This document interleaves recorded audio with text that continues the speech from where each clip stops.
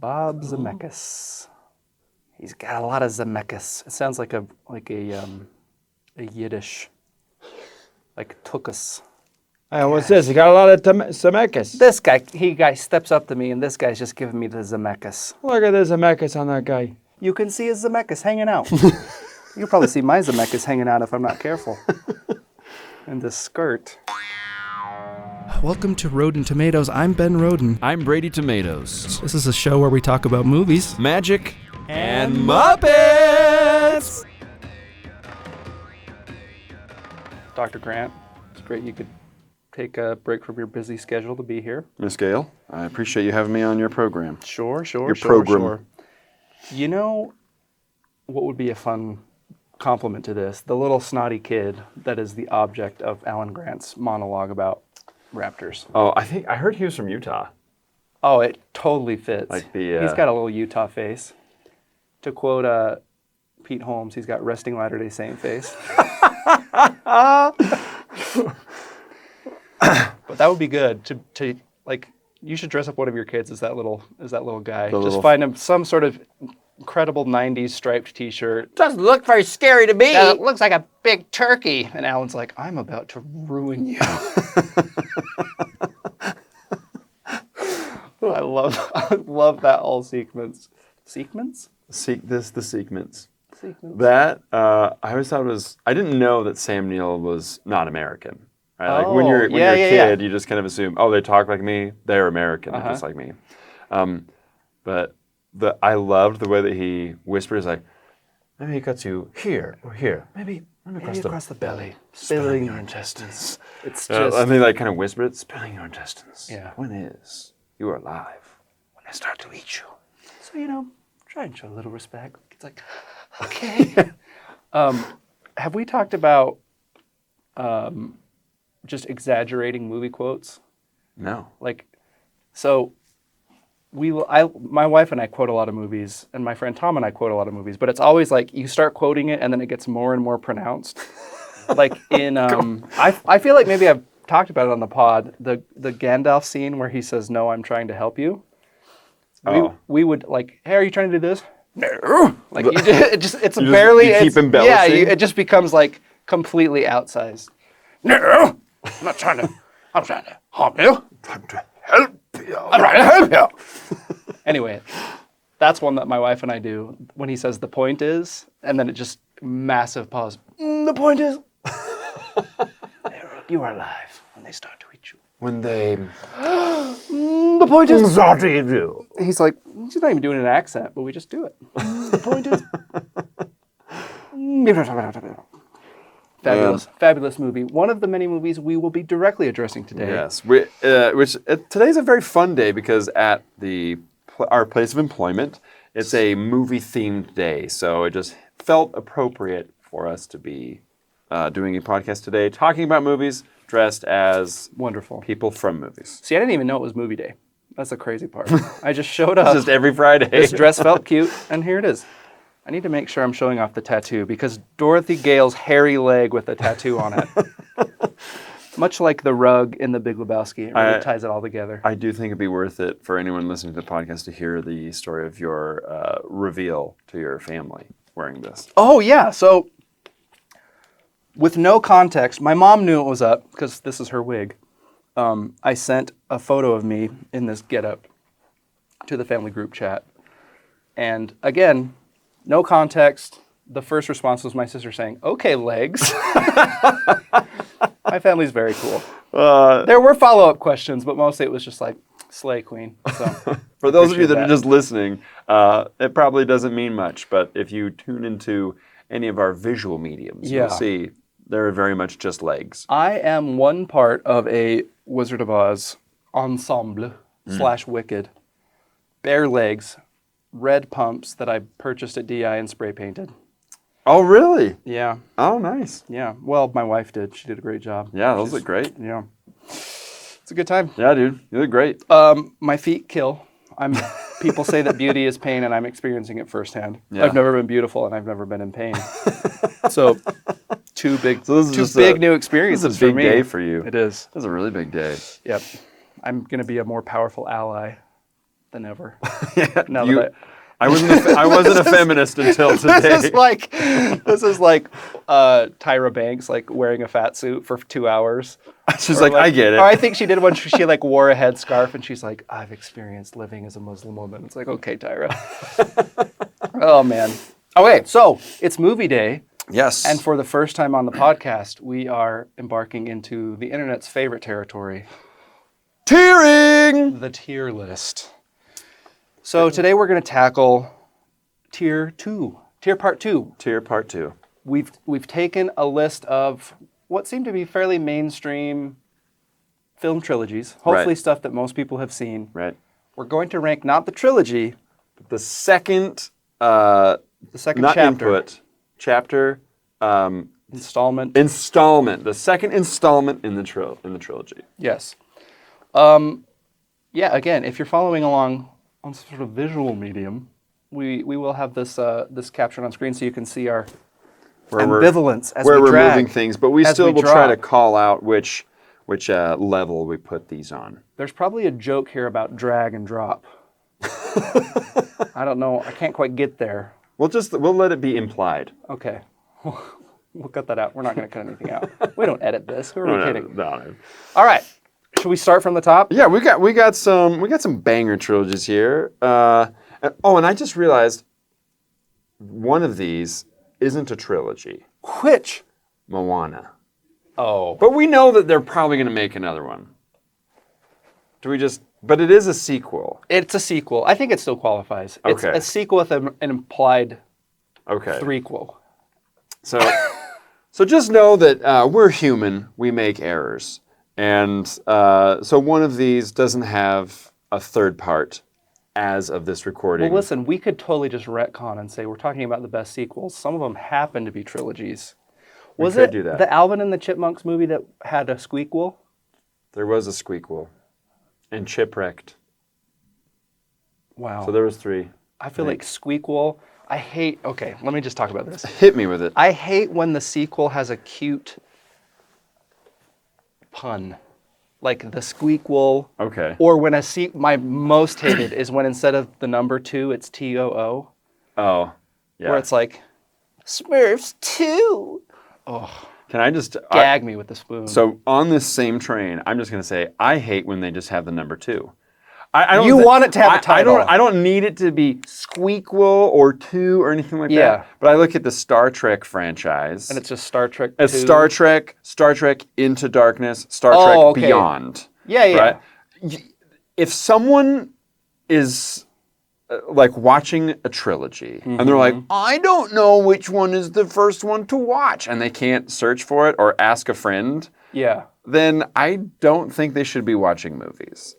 I feel like that's, in movies you want to make sure that you don't treat your audience, like you want to treat your audience as if they're smart. Yeah. And I feel like if you just tell people what number it is, it's lazy.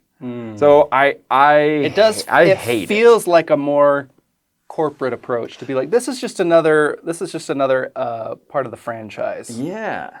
Yeah. How many of these do this? A lot of these have like subtitles. A lot of I'm them. gonna flash the freaking world here. So the exception is we have Back to the Future Part 2. Okay. Which is fine. We need to talk about this. I think that's fine. Yeah. Because it is definitely a 3-part Yes, story. it's a long story. And they play with that. So I'm okay with that. Men in Black 2, right? Okay. Mighty Ducks. Well, this one is D2. The Mighty Ducks are back. Interesting. Jurassic Park, The Lost World. The Lost World. No 2. That's great. Toy Story 2. Okay, I'm also going to say this. Toy Story gets a lot of passes in my book. Like the Toy Story franchise. If you do it as well as they did, Yeah, they get a pass. So Toy Story 2, okay. fine. Batman, The Dark Knight, Good. no 2. Star Wars, The Emperor Strikes Back. They couldn't just call it Star Wars 2 because it's episode It's 5. and it's That'd be already way too a lot confusing. to digest. Way too confusing. How to Train Your Dragon 2. Matrix Reloaded. Moana 2. 2 figures Yeah. because they It's AI. we will talk about It's written Moana by 2. clankers. Have you heard this thing about the new slur? for AI is Clanker.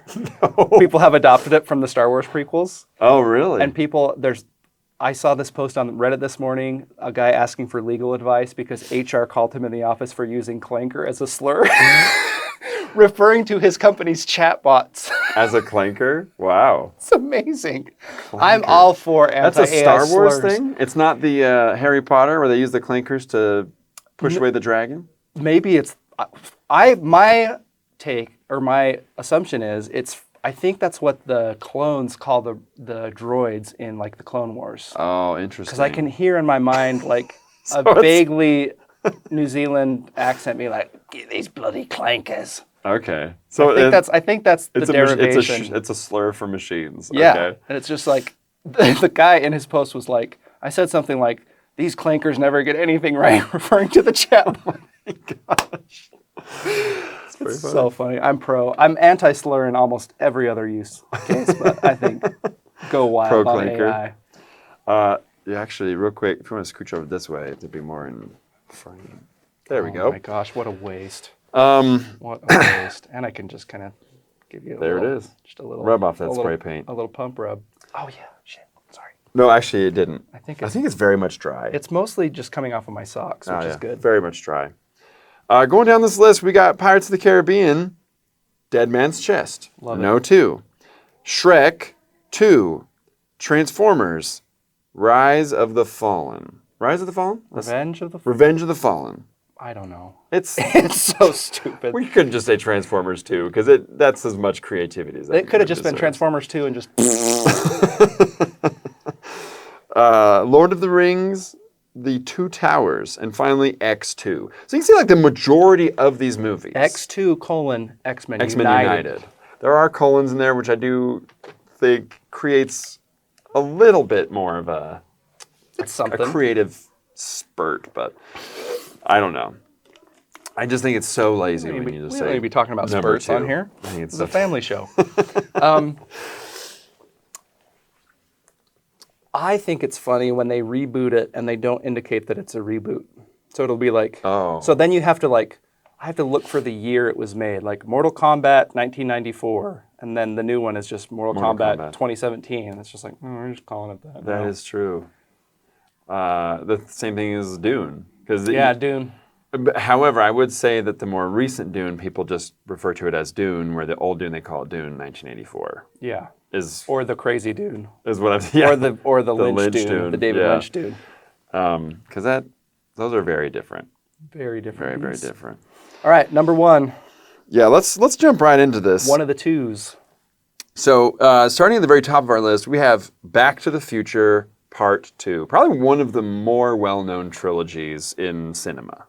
I'd agree with that, for sure. This was a trilogy before it was cool to have trilogies. Also, this to me, so I recently rewatched this with my oldest, who's almost 12. First of all, perfect age to watch Back to the Future Part 2. It's like they say shit enough times and it feels edgy, but it's like he just was eating it up. He loved it. Oh, great. He's all about lore. He's like, I love the lore. So the fact that number 2 goes back and he's witnessing events from the first movie, they're deepening how time travel works. He was he was totally there for it. Yeah. But what was interesting is I feel like this is, at least as I am aware, the earliest sort of cinematic universe type thing. Mm-hmm. In that it's self-referential, and then at the end of 2, there's like a 5-minute promo for part 3. Yeah, that's right. And it's like, this will return, and it was like, oh, this is, I think they filmed them all either very close or concurrently. Yeah. So that was the first time, or the earliest time I remember seeing like, oh, there's a direct promo for the next movie in this story, which is really cool. Yeah. Yeah, it is really cool. And I do think that when I think of sequels, and these are all like part of other franchises, obviously, but I believe that sequels don't need to exist. There are some cases where if you can tell a story that deepens, that makes the first story better, then I think you can justify having a sequel. Right. my problem with a lot of the movies on this list is let's take what the formula, the same beats from the first movie, and let's maybe move a couple of characters around, and we'll end up in the exact same place.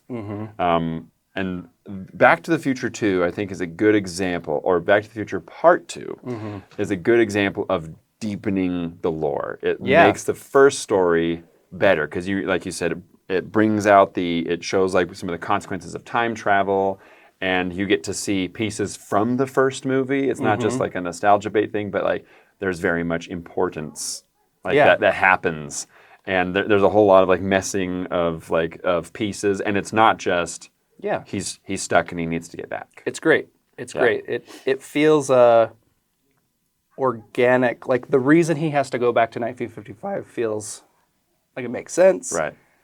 And it in reusing like different versions of Biff as the villain, you make him kind of like a supervillain. Right. Because he's just kind of a jerk, but then he becomes this time traveling like megalomaniac jerk. Yeah. And it's awesome that he's like this almost elemental force that's like screwing with the McFlys through time. Yeah. It is interesting that Biff becomes like the president, or I mean, yes, he's kind of like the president. He's very Trumpy. And he's very Trumpy. And even like the weather is it's like all dark and it's all bleak, all horrible. smoggy. It's horrible. And I think that's like the people that don't like it rightfully are like, it's so depressing and dark. And it is. It is so bleak. It is. Like Biff, spoiler if you haven't seen it, hopefully, Biff kills the dad. Yeah. Kills George McFly. Yep. Steals his wife. What's her name? Lorraine. Lorraine. Yeah. Forces and basically like blackmails her into staying married to him and is abusive, and it's like, this is awful. It's gross. It definitely feels like you have to resolve the situation. Biff would be on the Epstein list 100%. He would. He absolutely would. Many a time. So Back to the Future Part 2 very much deepens the lore. Very well made. Yeah. So if you were to put this on the tier list, Ben, where would you put it? I know where I would put it. It's very fresh in my mind. I'm gonna say A. I would also say A. I'm gonna say A tier. I think it does most of what a good sequel should do, but compared to some of the others on this list, I don't know that it's an S for me. I think that is one of the things, because if we had removed some of these, and we'll talk about it later, but if some of these were not in existence, if we just went for, anyways, I just think like next to other films that we're going to talk about, this one could be S. Yeah. But the one that I'm thinking of that is very clearly S, and you hold it next to Back to the Future Part 2, it's like, there's no way. There's no way they're on the same It's a game level. of comparison. The other thing I like about this trilogy is that there's no, like, each movie overlaps. There's no, like, off-screen a bunch of stuff happened. It's like, this picks up right where the first one ends, and this one ends right where the third one kicks off. Yeah. So it really is parts. Like, you could watch it back to back and it would make sense. There's not many movies that do that. No, very few. Yeah, I'm trying to Like, think of other there's a ones lot of in the kind of Marvel era that will end on a cliffhanger, but then when the next movie starts, it's like, okay, 6 months later. Or like, this one feels like kind of breakneck in its pacing. It's really cool. Yeah, I like Back to the Future's very solid. Very good A tier. Next one we got is Men in Black 2. Men in Black 2 is a rough one for me. It is rough. I love Men in Black 1. Yeah, it was great. Men in Black 1 is just, to me, it's sort of in the same, dare I say it, in the same ballpark as The Mummy, the Brendan Fraser Mummy, where it's like, this is just like a great, cheesy, fun popcorn movie. For what it is, it's almost perfect. It's just like, it's fun, it's got great creature effects. Yep. It's got Will Smith and Tommy Lee Jones, great, like, good cop, bad cop, or like, just they have a fantastic dynamic. Yeah, it's super good. Will Smith gets to be the comic relief. Tommy Lee Jones is like the straight man, Just but it's Tommy Lee also Jones. very dry, very funny. Just, you think he might actually just kill Will Smith, like Yeah. the actor. Like he's just so good at being this kind of just curmudgeon. Yeah. Anyway, number 2 doesn't need to exist. It doesn't. Do you know, because it does the exact same thing as the first movie, But worse. but worse. The humor doesn't work. There's some cool creature effects. I did like Nod Your Head better than Here Comes the Men in Black, the last song that they play during the credits. Interesting. But that's probably a hot take. I can't even come up with Nod Your Head because when we got the DVD of Men in Black, my dad watched that little music video at the end probably 45 times. Yeah. He was just obsessed with it. Yeah. Most people, if you were to say like, oh, what's the song from Men in Black? But Here Comes the Men in Black, people would know that one. Yeah. People don't know like, nod your head, bop your head, come on. I love the guitar riff. I thought that was sick. But other than, in my opinion, Nod Your Head, Yeah. Men in Black 2 did not add Right. anything. And It was like just very much adjacent. adjacent, it was a bad knockoff, which is what the worst Yes. sequels are. And they like, you know it's bad because they had to like poorly recreate the dynamic of Tommy Lee and Will Smith. Like they start out with just Will Smith. And there's sort of a love story with Rosario Dawson, and it's like, this isn't working. We have to get Tommy Lee Jones back in this movie. And then when he comes back in, it's like, okay, this is better. But again, Yeah. what makes a movie like Men in Black so good is like the freshness of the concept. Yes. And like, this is weird, and I don't know what to expect. This is the one with, I think, Laura Flynn Boyle she's the bad guy. Serlina. And she's good. Like, she's a good actress. But what I think about the most is the fight scene with the Balchinian, where the alien has like a scrotum on his chin. Yep. And it just feels like, who is this for? It's just, It felt kind of, it left a bad taste in my mouth. Yeah. And although it shouldn't exist as a trilogy, the third one is pretty fun. I think the third one, It did do things differently. it at least added some new elements. Yes. Like Josh Brolin as young Tommy Tommy Lee Lee. was fun. But that's neither here nor there. That's not part of our tier That's not list. part of it. So just standalone, take Men in Black 3 out of it. Men in Black 2, I would put this as a C. I don't know about you, but that's kind of where I feel because I just don't need to ever see it again. Yeah. I don't think it really I adds think C anything. is fair. I think it could drop to D for me. Okay, interesting. Simply because I just kind of dread watching it. Okay. Like I could rewatch, like Men in Black, I'll watch whenever it's on. Let's put it as a C, Okay, and we'll then put- at the final take, If we need maybe to we'll move. reserve the right to Okay. shift. Yeah, if we need to shift anything, that's fine. All right, we're talking about something near and dear to my heart.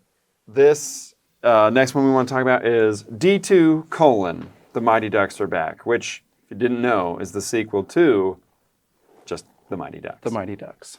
Quack. Quack. Quack. Quack. Quack. Quack. I didn't know how many times we're going to quack. I was just going to go until we ran out of battery. Oh. all It's right. fine. It's the moment's gone. So this is one we've talked about. Oh my gosh, Did we miss one? Ninja Turtles. Damn it! We've talked about Ninja Turtles 2 before. Or more appropriately, damn! That's fine. We've talked about Ninja Turtles 2. A little too, Raph? too rough. If you want to know what we think of Ninja Turtles 2, Secret of the Ooze, Join our Patreon. Yeah, listen to some of our other episodes. Listen to the exclusive Patreon content. You'll hear what we think about that. It's I won't say anything more. But D2, The Mighty Ducks, I watched this one actually more than the original. As an adult, I go back and I've seen the original, and I Yeah. love it. I think Yeah. it's so great. I loved this one. Yeah. I absolutely loved this one. Is this the Icelanders? This is the Icelanders. They go to the Junior Olympics. The entire movie, they are not the Mighty Ducks. Yeah. They're They're Team USA. But they have the core of Mighty Ducks. Yeah. So, again, as a kid, I watched this a lot. I loved it. Does it need to exist? I don't think it does. No. It doesn't. But it's also like, you can see why. Because it made a ton of money. Yes. And I was stoked when it came out. Yeah. Because I loved Mighty Ducks. So it's like, more Mighty Ducks? Yeah. Yeah. It was Inject it. Give me it. Hit me with that bill.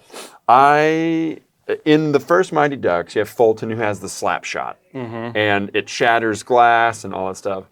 And Mighty Ducks 2 was... The knuckle puck swept my neighborhood. Absolutely. We all got together. Mighty Ducks is single-handedly responsible for all the kids in my neighborhood going out and buying hockey sticks, buying rollerblades, nets, and pucks, and playing in the street. We played street hockey all the time because of Mighty Ducks. We had a huge street hockey phase. I actually shot a puck or a street hockey ball through my friend's garage door. Oh, and I didn't say knuckle puck, but I was thinking it. See, this is my problem with the knuckle puck, though. It's a very iconic scene because you have the kid that puts the puck up on its side. Yeah. He hits it, and the camera's right behind him.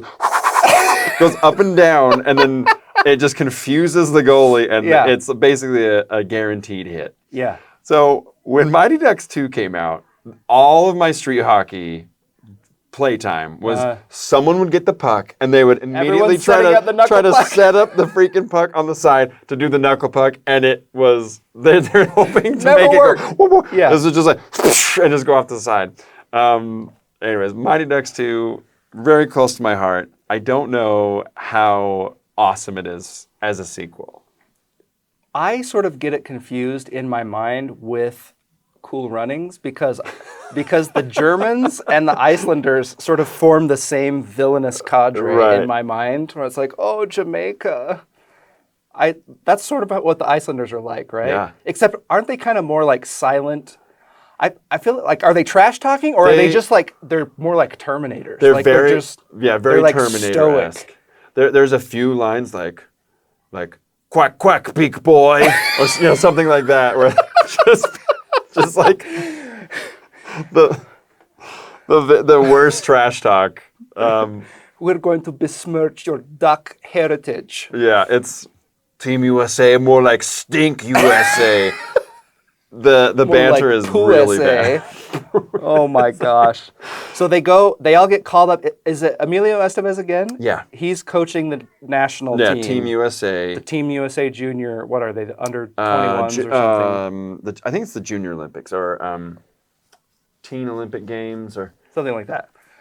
Going against a very not teenage Iceland team. Yeah. They're very large. They're teenage in the same way that Billy from the Power Rangers was teenage. Where he's like 49 years old. Okay, so they're against the Icelanders, and he just recruits his old team. He's like, I know some kids that are good at hockey. Yep. Are there... As they do for the Olympics. Right, it's true.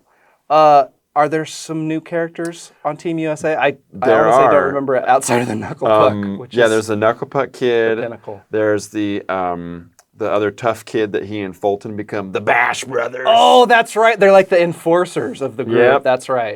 There's the cowboy. Yeehaw! No Texan accent. He just says yeehaw a lot. Wears a cowboy hat.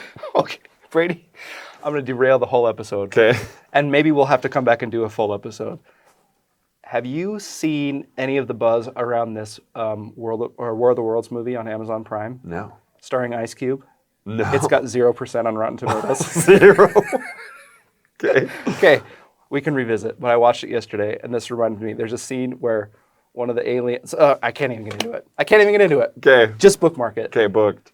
Patreon. Just on the topic of speaking with no emotion. Okay. This guy... Hold on. I have a quote. Because I was sort of like live tweeting it to my brother-in-law. Is this... No emotion, like Gal Gadot in Snow White, no emotion? No, it's just like Ice Cube's a bad actor. Okay. Well, I guess so it's the same, because she's also not a great actor. Not a great actor. The whole movie is like on his desktop computer. He's like a government surveillance analyst. Okay. And so the whole movie plays out on like different windows on his monitor. Like, here's him on a Zoom call. Here's him getting random stock footage to react to. Anyway, at one point, an alien gets shot, and Ice Cube says... Woo, hell yeah. But almost like he's reading it in the script for the first time. He's like, woo, hell yeah. It's just, I love it so much. Okay, continue. Okay, we will revisit. I the think new War I of the think there's Worlds. a I It's think worth there it. there could be an episode where it's a double feature of War of the Worlds and Moonfall. Did you ever see Moonfall? I did not. Okay, all right. Is that a Chris Pratt one? I couldn't tell you. I think Okay. it's Patrick Wilson, Oh, okay. but oh, okay. could have been Pratt. Could have been anyone. Okay.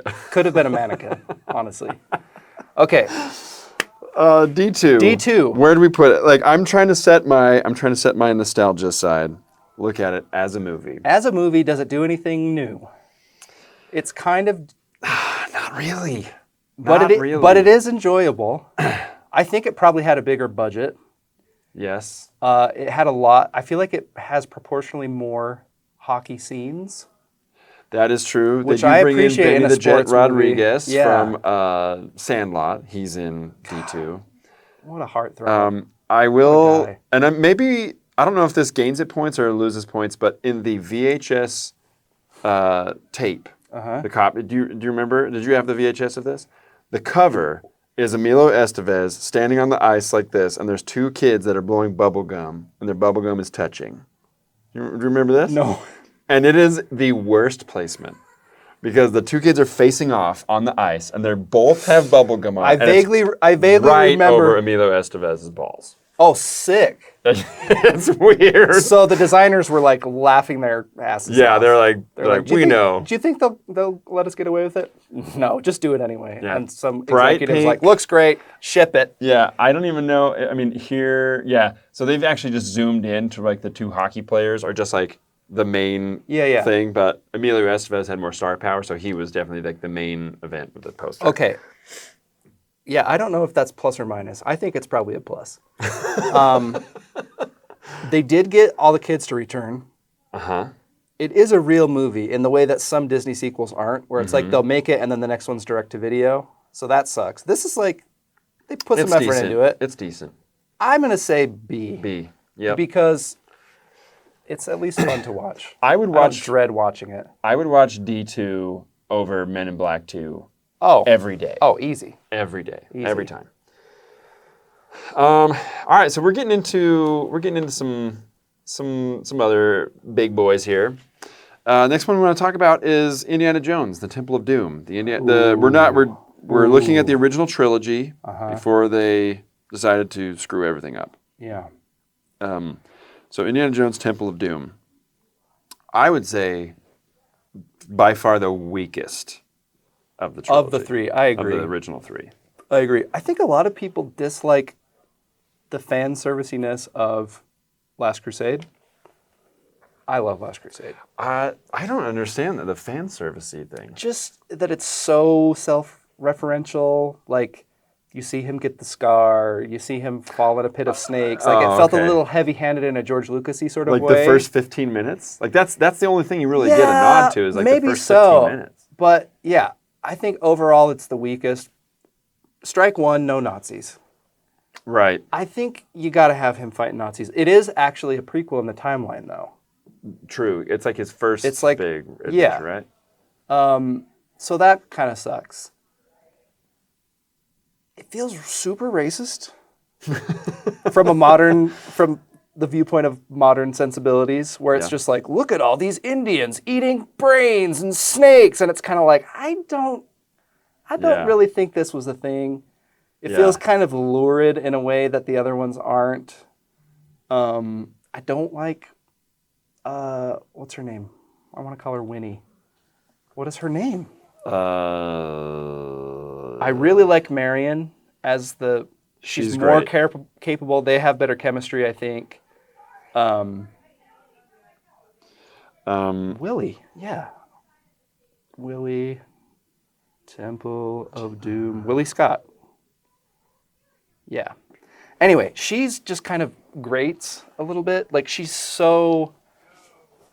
I understand why they make her kind of the classic damsel in distress. They do have that one great scene where they're both like, there's like sexual tension, but neither one wants to admit it. So Oh man, I'm so fuzzy on this. so This is- he comes to her room, and they're kind of like flirting, and she says something about like, this will be the best you've ever had. And he's like, I don't know, I'll tell you in the morning or something. And she freaks out. And then there's this great scene where they're like, both of them want to like reconvene the action, but neither one of them is like, they're both too proud to do it. So they're both like, I'm not going to go. Anyway, that's a good sequence. So that's a good one. But yeah, it feels like there's not that much to the movie. And I guess that's true of all the Indiana Jones. Like, it is set piece. But this one, it feels like they go to the village at the beginning. Oh, let me talk about this. Okay. They're in the plane, and they jump out of the plane in a raft and survive, which, it's Indiana Jones, but that stunt feels like, That's like Kingdom of the Crystal Skull. Yeah, like climbing in a fridge and surviving a nuke, where it just feels like, really? Could you not have come up with something a little bit better? So that's okay. They get to the village. The stones have been stolen. Then it's like creepy, gross dinner, straight to Om Num Shivaya, Om Num Shivaya, Om Num Shivaya. Yeah, pulling the heart out. Did it just feel hollow? Like it just, at least that's the thing that I remember the most. It was like it kind of felt like it wasn't that I wasn't really watching a movie. I was like waiting for like the movie to really start. That's what I mean. It's like it just feels like it's just a bunch of stuff happens and then it ends. There's some cool stuff in it. There's some like really fun practical effects when they cut open the snake and all the baby snakes come out. There's stuff that's well done. And it's like, ooh, this is cool. The little like spike trap, bug cave full of bugs. Yeah, it was at least in Utah. It was very controversial when he pulls out the heart. Very controversial. And that's one of those moments where I'm like, Indiana Jones are fairly tame, and I'm watching it with my like 12-year-old, and I'm like, oh yeah, that's kind of heavy. There's also like the whole thing where Indiana Jones drinks the blood of Kali and is sort of like evil for a second, but then he just decides not to be. I'm not a huge fan of it. It's just not great. I will say, after watching some of the newer ones, there's something about just like a Harrison Ford of appropriate age that's like, okay, he's great. Yeah. He's always great. His dynamic with Short Round is fun. There's the little evil kid, Raja, who you just want to punt the whole movie. Oh man. He has a very high voice. This would never happen in my kingdom. The Tugi cult is a myth. And it's like, is he being controlled by the bad guys? I don't know. It just it doesn't really hold up. Yeah. Certainly the weakest of the three. I think maybe even weaker than some of the others. The newer ones. Really? In rewatching them all back to back, maybe it's objectively better than others, but I think it's the one that I would choose to watch. Like, I would probably watch Crystal Skull over that one. Interesting. I know. Wow. I know. And I don't like Crystal Skull. So that's I mean, for me, it's very much a hollow shell. I don't even consider Crystal Skull. I just call it like Indiana fan fiction. What about the most recent one? The Dial of Destiny? I didn't see it because I was just like, I didn't want to touch it. Okay. Ugh. It's worth checking out. Okay. It was not my expectations were so low that I was pleasantly surprised by it. It's not great. Okay. Full disclosure, it's not an endorsement, but it's like, I don't know. It was more fun than I thought. Yeah. So where does this fall in like the tier list though? Do you feel it's on par with Men in Black 2? Is it better than Men in Black 2 or is it worse than Men in Black 2? I think it's a C, probably. Is it lower than Men in Black 2? Here's the thing. It's like Men in Black 2, as far as like what it did for like the trilogy, it's meh. Uh-huh. But it still, to me at least, it felt like a movie. Where Indiana Jones, it just like didn't feel like a movie. It almost felt like a TV movie. Yeah. I will say this in its defense. It does try to do, like, introducing a whole new setting. True. Is kind of adventurous. That's true. And so that's fair. It kind of feels like a swing and a miss in that way. And then they were kind of like, we need to go back to Nazis. We need to go back to like the Christian iconography. And again, I don't think necessarily doing a different sort of mythology is bad, but to do it in a way that feels, again, kind of racist. Yeah. And just kind of dumb. Yeah. I think there's maybe a version of that movie that's good. And there's I mean, it's very memorable. Yeah. The- The scene on the bridge. The scene on the bridge, which they actually built, by the way. That's a real bridge that they built. Yeah, I heard that. And they have these really fun animatronic mannequins. So when the bodies fall, it's like an actual. It looks like cool. a person from far away. That's and then, cool. but then you have the horrible like green screen of the like high priest guy falling, and then the death twirling. What is it called? The death spin that the crocodiles do as they're Oh my eating gosh. Yeah, the roll, the gator roll. him. The death roll. Yeah. You get a lot of Wilhelm screams, which is good. Okay. Well, we'll keep it at C. I think C is good. I think on par with Men in Black 2. We may be divided on this next one. This is Jurassic Park: The Lost World. Loved. I when it came out in theaters, I went and saw it multiple times. Yeah. I don't think it needs to exist. No, it doesn't. I will say, I think the book existed. Yes. I don't know if Michael Crichton originally wrote it or if he wrote it after the success of the first movie. So I don't know to what extent it's an adaptation, but I know there's at least a couple of the Jurassic Park novels. But agreed. This is the problem with Jurassic Park as a franchise. They just keep asking the same question over and over again. Yeah. And it's like, okay, this theme's been done to death. Why do you keep... It feels stupid that any character is still hasn't learned this lesson. I think that's my biggest problem with The Lost World is you have the first one, which it was kind of genre breaking, right? Like it wasn't just like, because there wasn't a lot of dinosaur movies. There's like no dinosaur movies. Most of it was like Land Before Time. True. So this was like a mix, like, with dinosaur, but for the most part, you don't really see... Like you don't get a big glimpse of the dinosaurs, like the velociraptors in like in the leaves and stuff. It has like a lot of elements of horror to it. Like later on, it gets like an element of horror. It's a thriller, but it also has this like majestic, like childlike wonder to it. Yes, it's great. Which just doesn't exist in the second one. It's like we got to make we stand to make a lot of money, and so we should do this. And Jeff Goldblum's character Ian Malcolm is like, I'm not going to do that. And it's like, well, you have to because your girlfriend's there. Girlfriend's there. So it's like, oh, I have to do it now. I was like, ugh. Which also, like, they sort of set up that he's kind of a serial monogamist. Like, he doesn't seem like the guy that would care that much about a girlfriend. You know what I mean? Like, the whole point of his character is he's like, I've got kids by a bunch of different women. And in the first one, are you married? Oh, yeah, occasionally. Like, I don't know. It seems like a weird motivation for that character in particular. Yeah. Love Jeff Goldblum. He's good. He's great. And Julianne Moore, like, their dynamic is actually really fun. Yeah. His daughter's pretty good. Her, like, stowing away, like, adds some complexity. Can we talk about poor Eddie that gets eaten? Who's, like, the bald guy. Yeah, great guy. Great guy. I feel so bad for him. It seems like often in the Jurassic Park movies, you kind of get killed if you're bad. Yeah. Often the good characters somehow survive. It's sort of like like the sluts die in like an old 80s slasher movie where it's like we have to mark out this guy misbehaved. That's why he's being... Peter Stormare, he's a huge douchebag. He gets picked to death by the little Compsognathus. Oh, yes.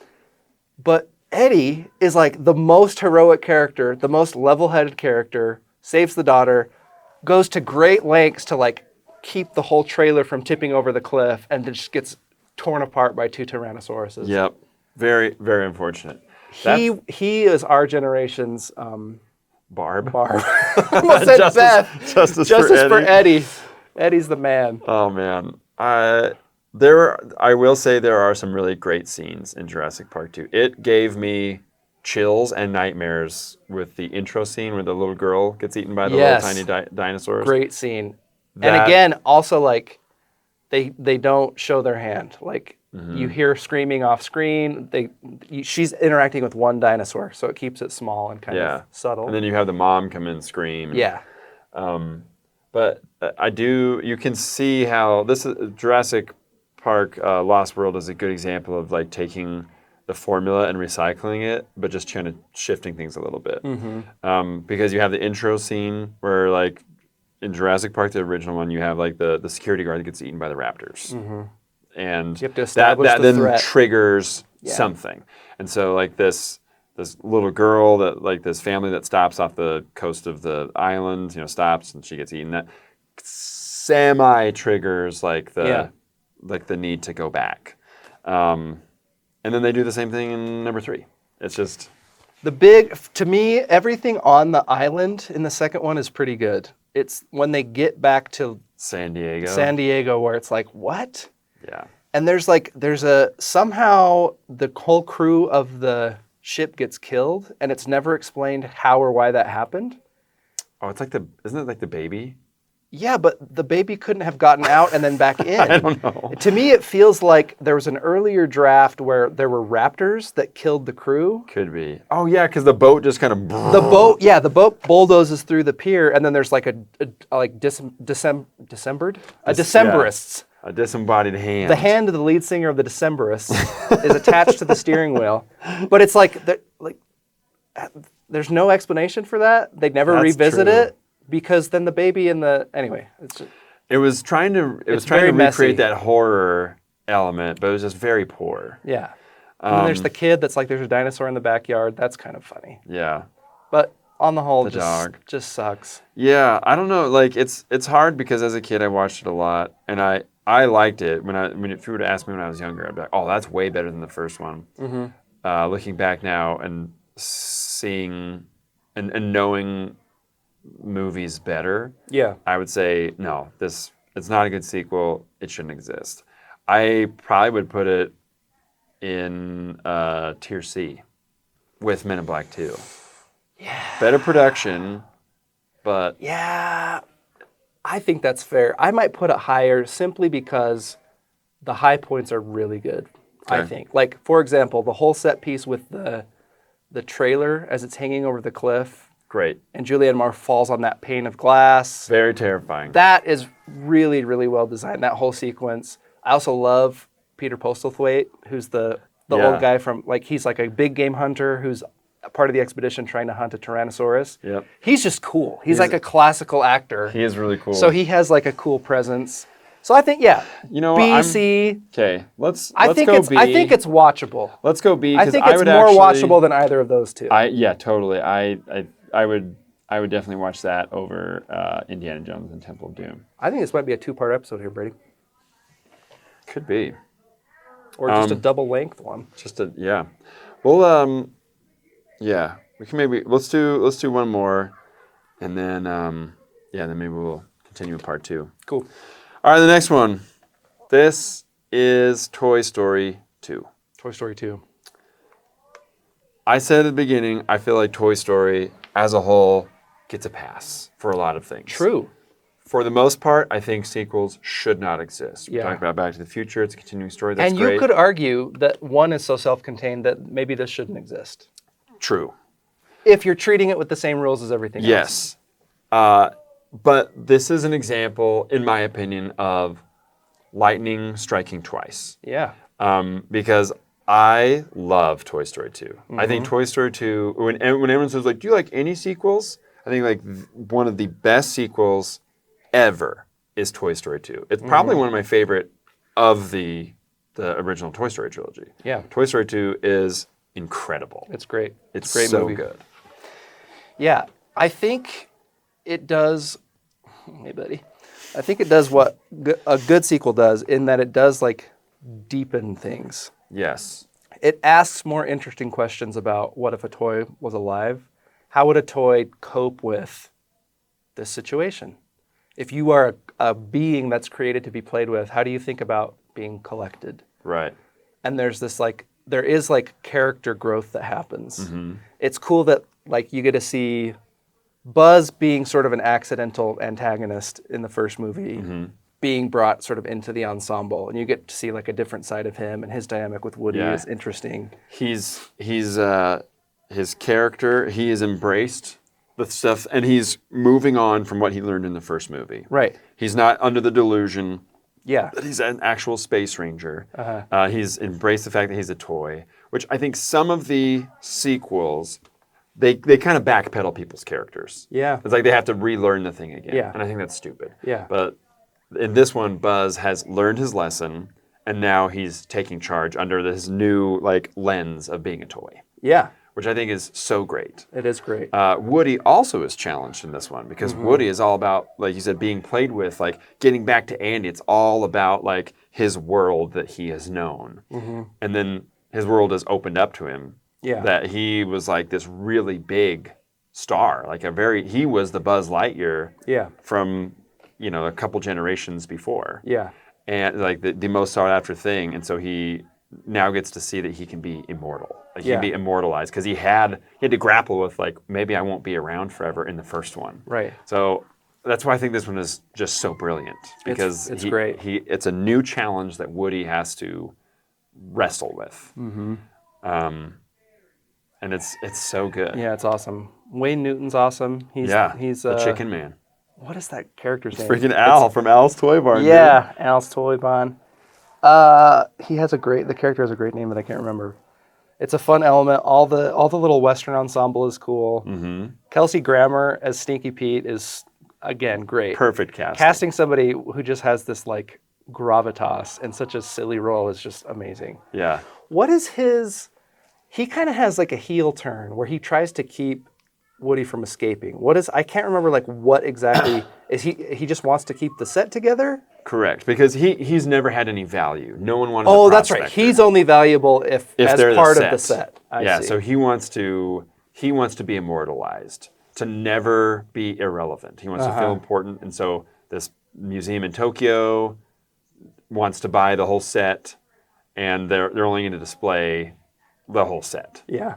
And so he wants to keep Woody there because it was like a missing piece. He's been in the box. He's never been played with. He's never had the experience of like being a toy. Yeah. And so this is a way he's trying to like take control and to retain value.